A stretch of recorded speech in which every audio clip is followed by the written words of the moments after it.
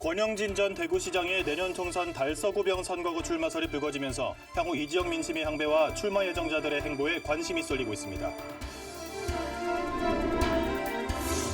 대구 서구 평리동 일대의 수천 세대 아파트 입주가 시작된 이후 악취 때문에 큰 고통을 받고 있다는 주민들의 민원이 폭주하고 있습니다. 달서구 대곡동 개발 제한 구역에 대한 해제 요청이 뜨겁습니다. 20만 제곱미터에 이르는 토지 소유자들은 규제에 발이 묶여 농로조차 만들지 못하고 있다고 하소연합니다.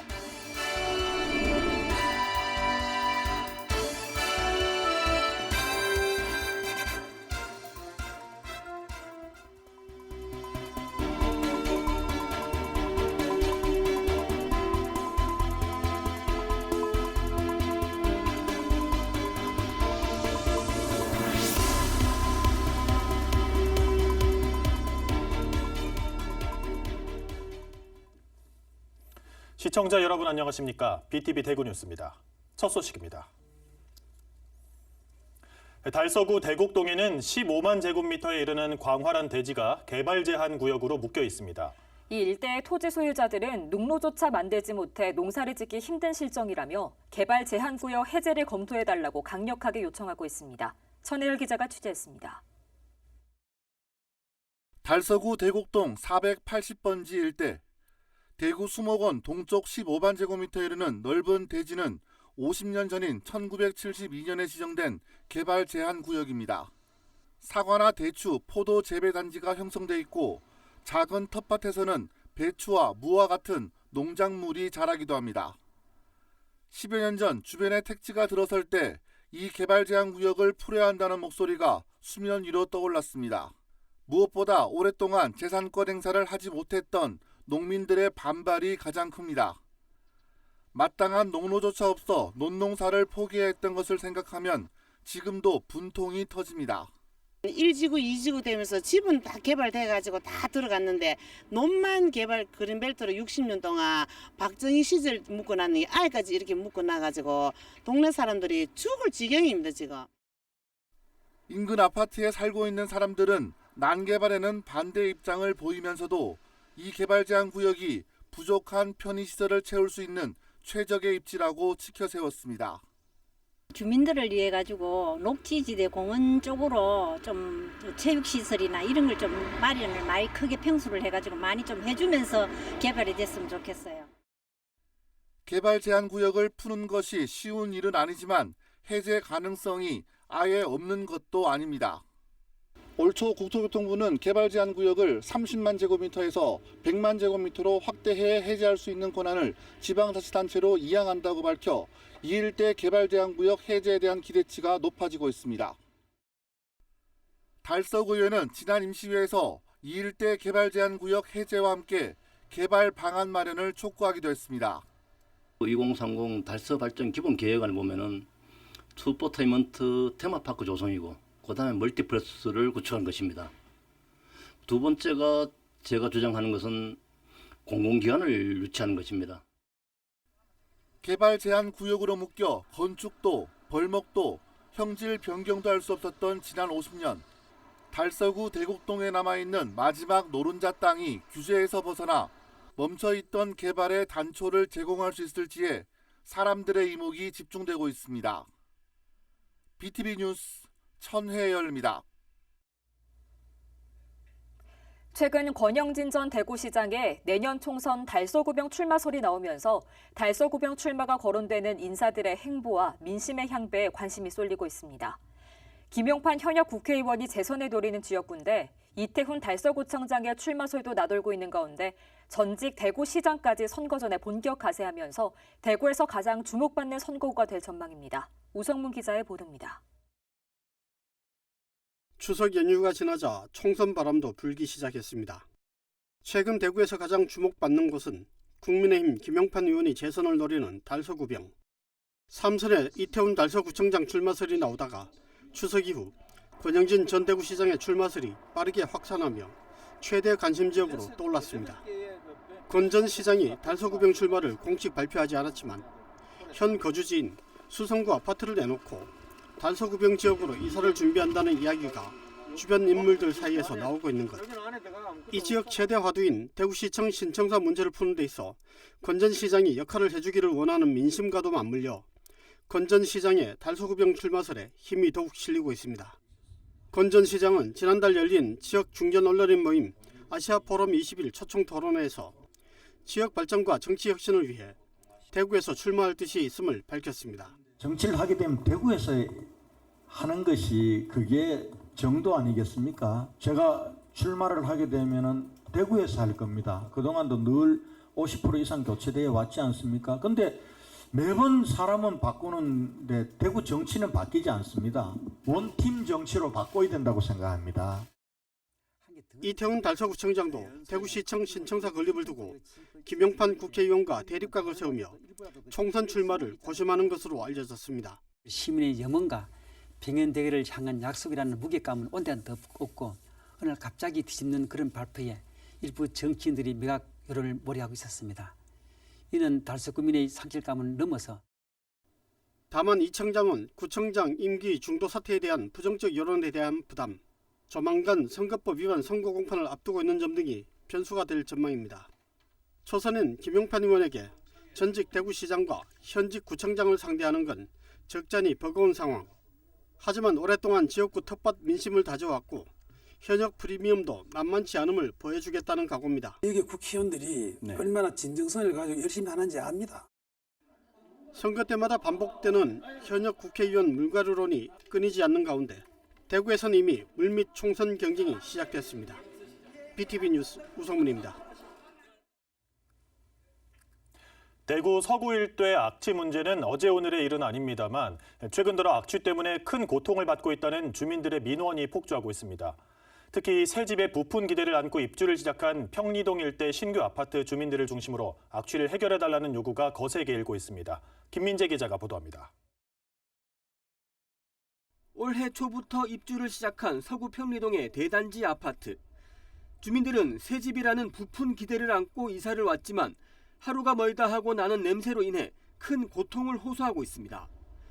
염색 산단을 비롯해 쓰레기 매립장과 분뇨 처리장 등 서구에 있는 각종 환경시설에서 배출되는 냄새입니다. 콩콩이 한내 그런 데가 많이 나요. 그러면 저녁이 되면은 나는 이거 이 기관지도 안 좋고 이런 데다가 냄새 때문에 미쳐버리겠어 아니 며칠 전부터 고무 타는 냄새가 좀 심하게 올라와갖고요. 창문을 못 열어놓겠고 운동하러 나와도 좀 힘들어요. 불편하고 개선이 빨리 됐으면 좋겠어요. 서구청 홈페이지에는 악취를 해결해달라는 내용의 민원이 속출하고 있습니다. 올해만 200건이 넘어 이미 지난해에 제기됐던 악취 관련 민원 173건을 넘었습니다. 주민들이 대구시와 환경부 등에도 제기한 민원을 합하면 실제 민원 수는 이보다 훨씬 더 많을 것으로 추정됩니다. 서구청이 악취를 줄이겠다며 대기 환경 개선 사업을 시작한 건 지난 2019년부터 암모니아와 황화수소 등 실제 주요 악취 물질의 농도는 최소 40% 이상 줄었습니다. 하지만 주민들이 체감하는 악취 농도는 여전한 상황. 서구청은 왜 악취가 심한지 원인 분석을 다시 하기로 했습니다. 서구청 관계자는 악취 민원이 급증함에 따라 쓰레기 매립장 등 환경시설을 재점검하고 지역별로 각 시간대와 날씨, 바람에 따른 악취 분석을 다시 할 방침이라고 밝혔습니다. 지금까지 악취 시료 자동 채취 장치를 7대 설치해 운영하고 있는 가운데 이달에는 서대구역 주변에 2대 더 설치할 계획입니다. 일주일에 한 번 이상 야간에 순찰을 돌면서 오염도 검사도 실시할 방침입니다. 서구청은 지난해부터 평리동 일원의 대단지 아파트 입주가 시작되면 악취 민원이 크게 증가할 거라고 이미 예상하고 있었습니다. 하지만 실효성 있는 대책을 마련하지 않는 사이 주민들은 악취에 고통받고 있습니다. BTV 뉴스 김민재입니다. 최근 기후위기에 따른 폭염과 집중호우 등으로 인한 재난과 재해가 늘고 있습니다.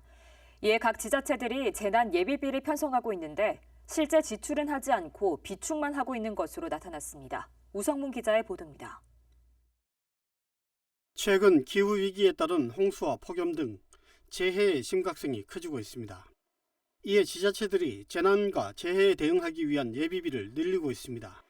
하지만 기본소득당 용해인 국회의원실이 행안부 제출 자료를 분석한 결과 상당수 지자체들이 재난 예비비를 사용하지 않고 예유자금으로 비축하고 있는 정황이 드러났습니다. 대구시의 경우 2021년 재난 예비비 예산 20억 원을 편성했지만 한 푼도 사용하지 않았고 중구도 당초 예산 48억 400만 원이 그대로 남았습니다. 당초 예산보다 추경을 통해 재난 예비비를 더 늘리고도 지출하지 않은 구청도 있습니다. 동구는 당초 예산 22억 8,300만 원에서 185억 1,300만 원으로 증액 후 지출하지 않았고 달서구는 당초 예산에 없던 예비비를 추경해서 97억 800만 원 편성했지만 지출하지 않았습니다. 북구는 당초 250억 원이던 재난 예비비를 최종 244억 3,200만 원 편성했지만 지출은 0원입니다. 2022년도 별로 달라지지 않았습니다.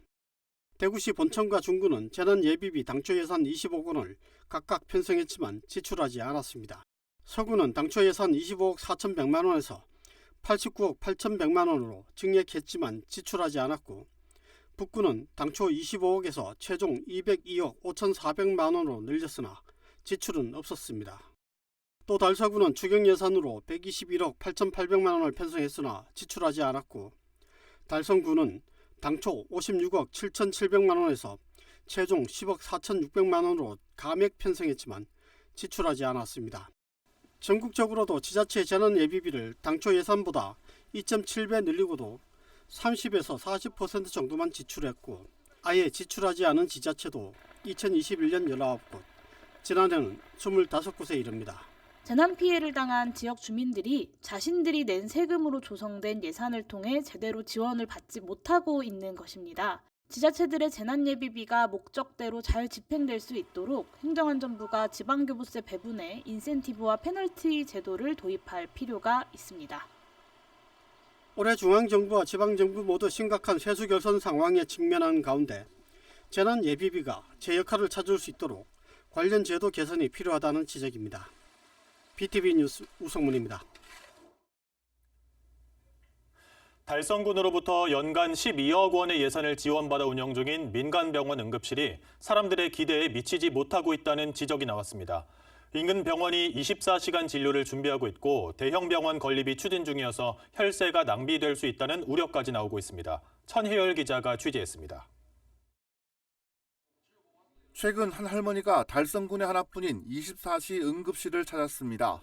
낙상 사고로 다쳐 치료를 받고 싶다고 말했지만 간호사로부터 다른 병원으로 가라는 말을 들어야 했습니다. 왜 그거 간호사가 가라 가느냐? 저쪽 의사 이야기하고 진료를 받고 싶다 하니까 의사하고 시간 좀 흘러가 만나가 했는데 진료할 생각도 안 하고 엑스레이가 안 돼갖고 안 됩니다. 그러면 다른 병원으로 가시라. 이런 식으로. 달성군의 하나뿐인 24시간 응급실이 기대에 미치지 못하고 있다는 지적이 나왔습니다. 육아읍에 있는 A병원은 지난 4월부터 24시간 응급실을 운영하고 있지만 기침이나 고열 그리고 간단한 처치로 가능한 외상치료 중심으로 운영하고 있습니다. 더군다나 이 병원은 응급실 운영을 위해 달성군으로부터 한 해 12억 원의 예산을 지원받고 있지만 응급실이라는 이름이 무색할 정도로 소아과 중심의 진료만 가능합니다. 아직 그 응급실 자체가 경증 응급실인 거는 여전해가지고 거의 비슷하고. 이런 상황에서 인근의 한 병원이 지역 응급의료센터 기능을 할 수 있는 의료시설을 구축하고 있는 것으로 확인됐습니다.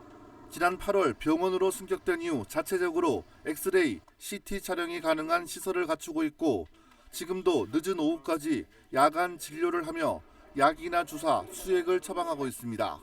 이 병원 측은 시설과 인력, 장비에 대한 기준이 까다로운 지역 응급의료센터 대신 상대적으로 문턱이 낮은 24시 야간 진료소 운영에 무게를 싣고 있다고 밝혔습니다.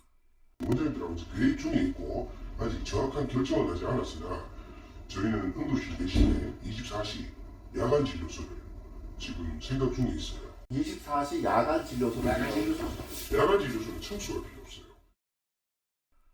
여기에 더해 한 일반 법인은 테크노폴리스 의료시설 용지에 200병상 이상의 종합병원을 건립하겠다며 테크노폴리스 개발과 투자를 담당하는 대구 경북 경제자유구역청과 막판 조율을 진행하고 있는 것으로 알려졌습니다. 달성군의회는 주변 응급의료 환경의 변화가 자칫 공공재적 성격을 띠고 있는 A병원 응급실의 존재 가치에 영향을 미칠 수 있다고 지적했습니다. 군에서는 일방적인 지원이 아닌 인근 병원들의 상황과 실태 신중하게 검토 부탁드리며 국민의 혈세 낭비라는 민원을 방지하는 적절한 행정적 판단을 요구합니다. 달성군의 응급실 지원 조례를 보면 반경 10km 안에서 응급의료 환경이 개선된다면 이 사업은 더 이상 유지할 수 없다고 나와 있습니다. 종합병원이 생겼고 저응급의료기관이 들어왔는데 그 사업은 굳이 할 필요가 없는 거죠. 저희도 그렇게는 다 알고 생각하고 있고 조례도 그렇게 반영이 되어 있습니다. 응급실 운영비 지원이 1년 단위로 이루어지는 만큼 달성군은 재계약을 앞두고 주변 응급의료 환경을 고려해 재추진 여부를 결정하겠다고 밝혔습니다.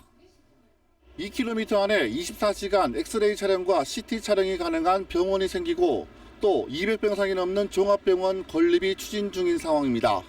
달성군의회는 연간 12억 원이라는 예산을 투입해야 하는 명분이 언제까지 지켜질 수 있을지에 대해 우려의 목소리를 나타내고 있습니다.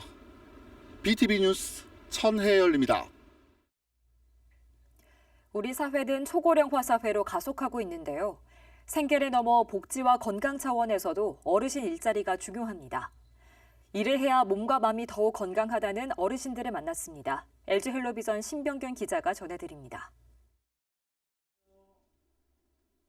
노인복지관에서 일하는 성해년 어르신. 노인 일자리 사업을 신청해 선정되면서 탁구장과 당구장 등을 청소하고 관리하는 일을 하고 있습니다. 일도 하고 운동과 취미 등 다양한 복지관 시설을 이용할 수 있어 좋습니다. 돈 버는 것도 굉장히 도움이 되고요.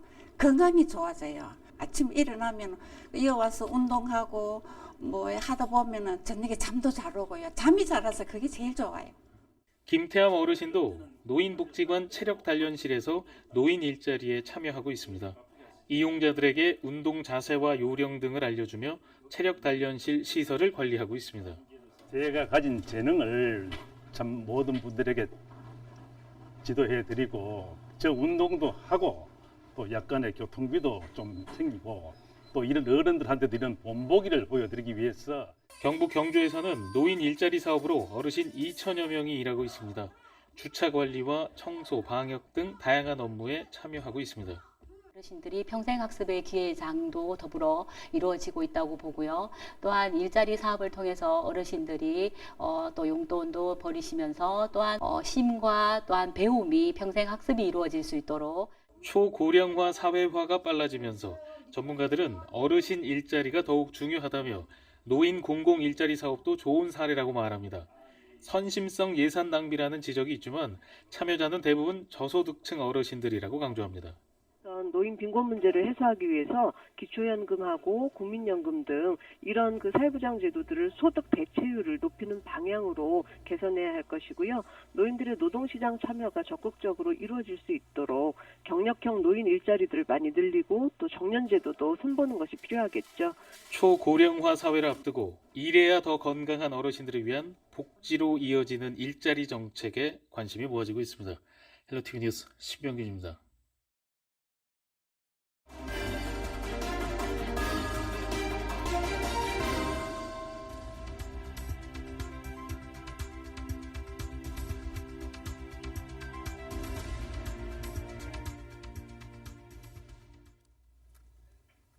대구 지역 택시 운전자 3명 중 1명은 65세 이상 고령인 것으로 나타났습니다.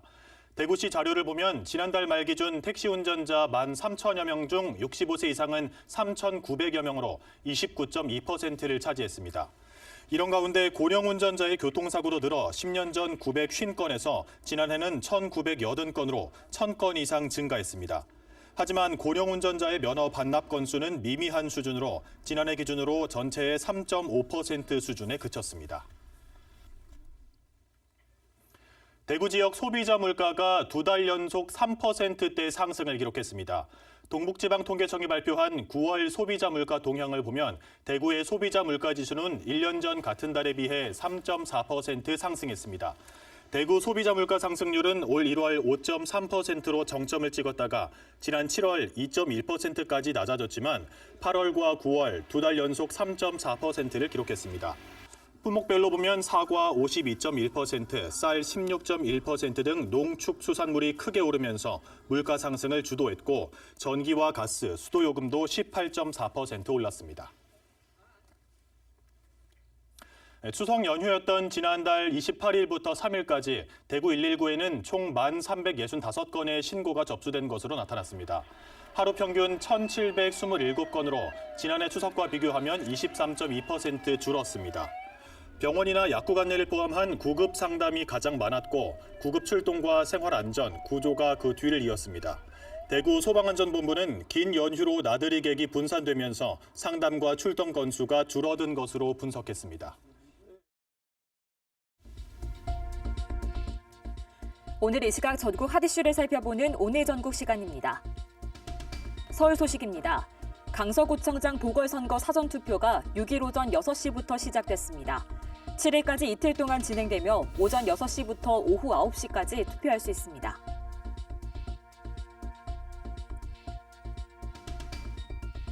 인천 소식입니다. 후쿠시마 원전오염수 2차 방류가 시작됐습니다. 17일 동안 7,800톤의 오염수가 바다로 흘러나오면서 어민들은 물론 소비자의 걱정도 커지고 있습니다.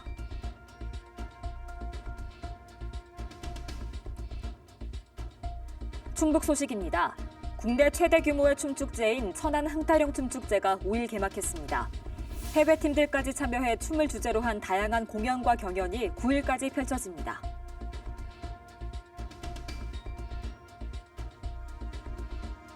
부산 소식입니다. 부산경실련이 제9대 부산 기초의원들의 의정 활동을 점검했습니다. 전체 의원 중 10명 중 1명은 지난 1년간 단 한 건의 조례도 발의하지 않은 것으로 나타났습니다. 이상 이 시각 전국 소식이었습니다.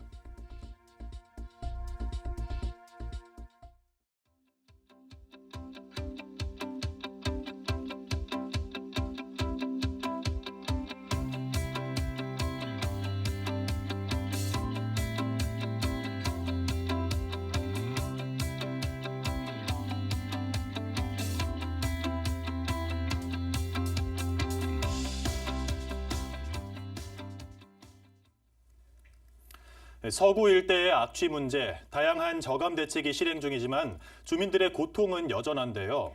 재작년에 비해 악취 저감률이 94%에 달한 것으로 분석됐지만 근처 북구에서도 악취의 고통을 호소하는 주민이 늘고 있습니다. 하루빨리 주민들이 체감할 수 있는 실질적인 대책이 필요해 보입니다. 이상으로 뉴스를 마칩니다. 시청해주신 여러분 감사합니다.